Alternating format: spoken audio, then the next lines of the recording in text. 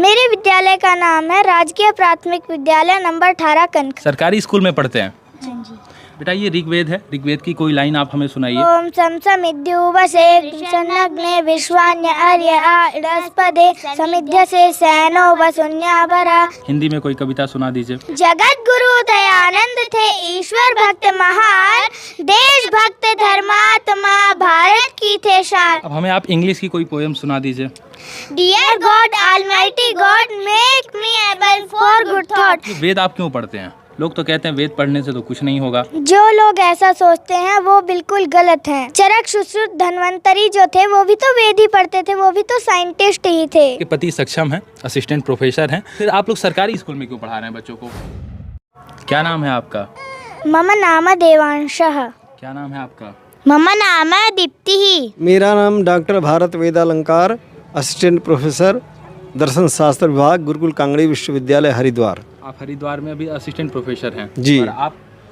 मैं तो अभी घर पर ही गृहिणी का कार्य कर रही हूँ, बच्चों को तैयार करती हूँ। कितने बच्चे हैं अभी आपके माताजी? 3 बच्चे हैं, 2 बेटे, 2 सुपुत्र और 1 सुपुत्री। इस बच्चे का क्या नाम है? योगी आदित्यनाथ। योगी आदित्यनाथ जी। ऐसा क्यों योगी आदित्यनाथ क्यों नाम रखा आपने? इसका निर्माण ही लोक कल्याण के लिए, राष्ट्रभक्त देशभक्त बनाने के लिए किया गया है और इसकी नींव भी उसी विधि विधान से रखी गई है। वेद है और ये श्रीमद् भगवत गीता है, ये इनकी बच्चों की डायरी है। अब आप सोच रहे होंगे ये मैं क्यों दिखा रहा हूँ। दरअसल ये मैं दिखा नहीं रहा हूँ, ये लोग इसी पे अध्ययन कर रहे थे और आज मैं आपको अभी दिखाऊंगा कि इनको क्या क्या याद है और आप एक बार ज़रा सुनिएगा। बेटा ये ऋग्वेद है, ऋग्वेद की कोई लाइन आप हमें सुनाइए। जी। हाँ कोई लाइन। ओम समिद्युवसे सन्नग्ने विश्वान्य अर्य आडस्पदे समिध्य से सैनो वसुन्याभरा। ओम संगच्छध्वं संवदध्वं शंभो वनांसि जानताम्। अथर्ववेद से कुछ सुना दीजिए आप। ओम ये त्रिसप्ताह पर्यन्ति विश्वारूपाणि विव्रतः वाचस्पतिर्बला तेषां तन्वो अद्य दधातु मे। ये वेद आप क्यों पढ़ते हैं? लोग तो कहते हैं वेद पढ़ने से कुछ नहीं होता है। वेद पढ़ने से तो वेद साधु लोग पढ़ते हैं, सन्यासी लोग पढ़ते हैं, महात्मा लोग पढ़ते हैं, तपस्वी लोग पढ़ते हैं। जो लोग ऐसा सोचते हैं वो बिल्कुल गलत हैं। कैसे? वो लोग कहेंगे हम तो अच्छा सोचते हैं। चरक सुश्रुत धन्वंतरी जो थे वो भी तो वेद ही पढ़ते थे, वो भी तो साइंटिस्ट ही थे। किस क्लास में हैं? मैं 5वीं कक्षा में हूँ। अच्छा 5वीं में हैं अभी आप। और आप?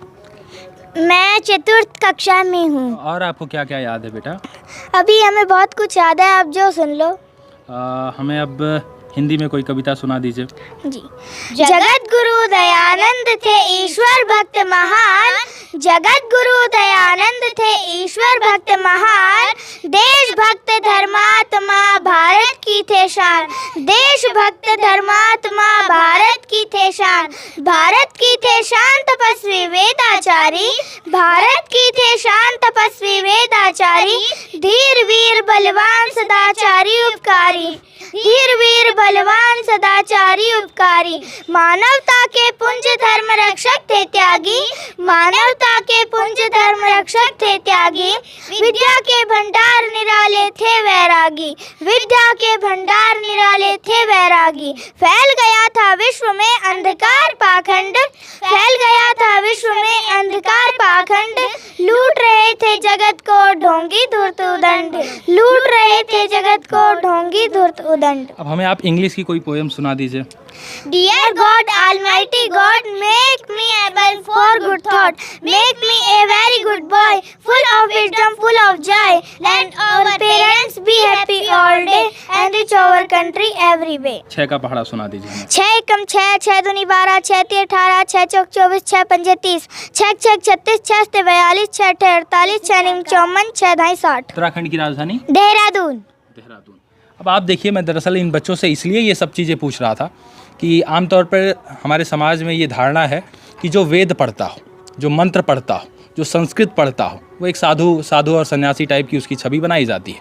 लेकिन देखिए ये जो छोटे छोटे बच्चे हैं ये वेद भी जानते हैं, मंत्र भी जानते हैं और संस्कृत के श्लोक भी जानते हैं, भगवत गीता के भी श्लोक जानते हैं, साथ में वो इंग्लिश भी जानते हैं, हिंदी की कविता भी सुना रहे हैं। गिनती सुना दीजिए संस्कृत में हमें। गिनती? हाँ गिनती। एका द्वा त्रीणि चत्वारि पंच षट् सप्त अष्ट नव दश एकादश द्वादश त्रयोदश चतुर्दश पंचदश षोडश सप्तदश अष्टदश नवदश विंशति एकविंशति। बहुत अच्छा बहुत अच्छा, आपको भी याद है ये?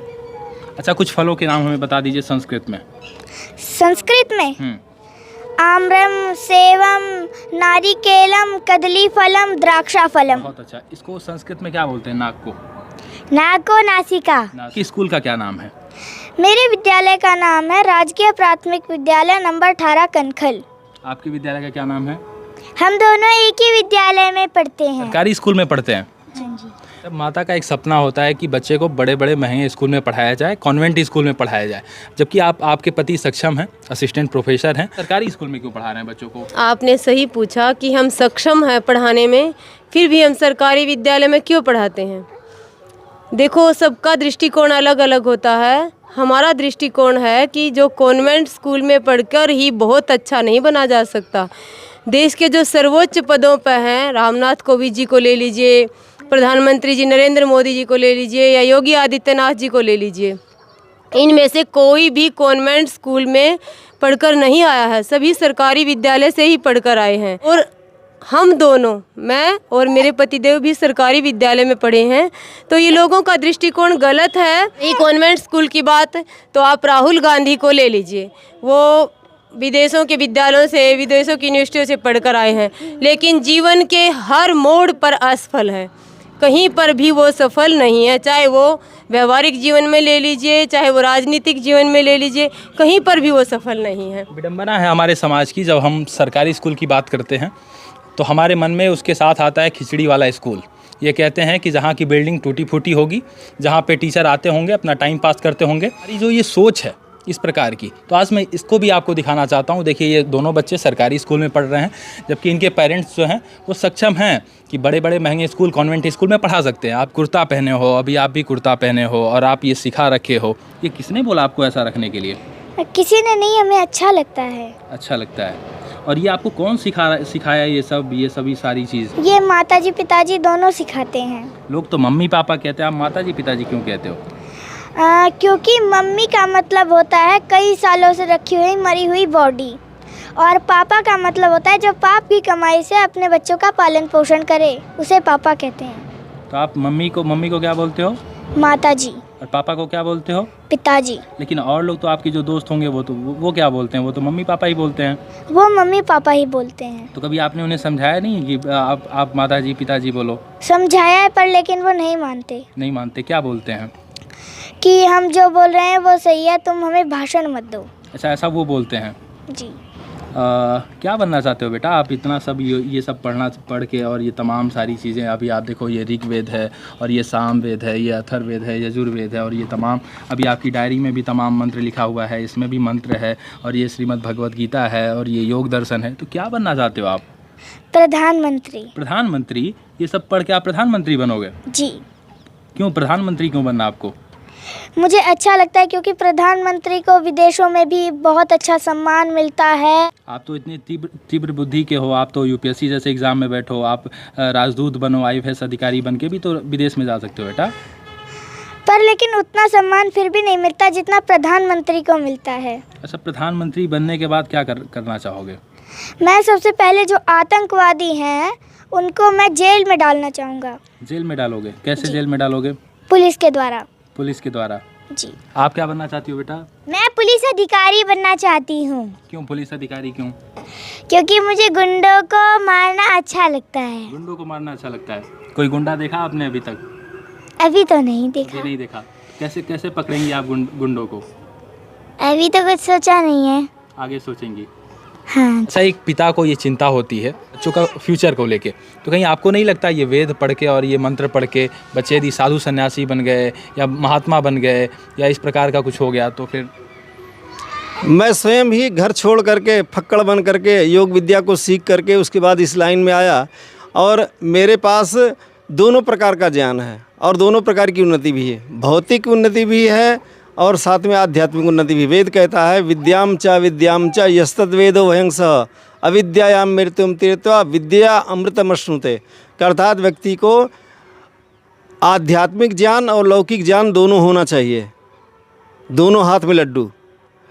आजकल लोग भौतिक उन्नति केवल करके उसमें केवल वो भौतिक उन्नति तो कर लेते, लेकिन आध्यात्मिक को मानसिक शांति नहीं मिलती, आत्मिक शांति नहीं मिलती, जीवन का उद्देश्य क्या उनको नहीं पता होता।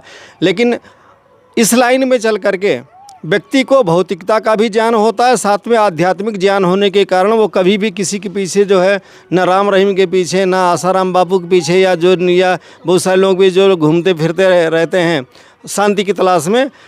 हमारे बच्चे कहीं किसी के पास जाने की उनको आवश्यकता नहीं, ये खुद जो है इस ज्ञान से संतुष्ट रहेंगे। योग से, आयुर्वेद से, धर्मशास्त्र से, वेदों को पढ़ करके, योग को पढ़ करके, इन सब को पढ़ करके ये खुद जो है सब कुछ जान करके स्वयं हर प्रकार से उन्नति प्राप्त कर लेंगे। एक अलग ही संस्कार देखिए बच्चों में डालने का प्रयास किया गया है और निश्चित रूप से मैं बड़े विश्वास के साथ ये कह सकता हूँ, यदि ऐसे और भी बच्चे हों, देवांश जैसे और भी बच्चे हों और इस बिटिया जैसी और भी बेटियां हों और इनके जैसे और भी माता पिता हों, तो निश्चित रूप से हमारा देश एक बार फिर से विश्वगुरु की तरफ अग्रसर होगा।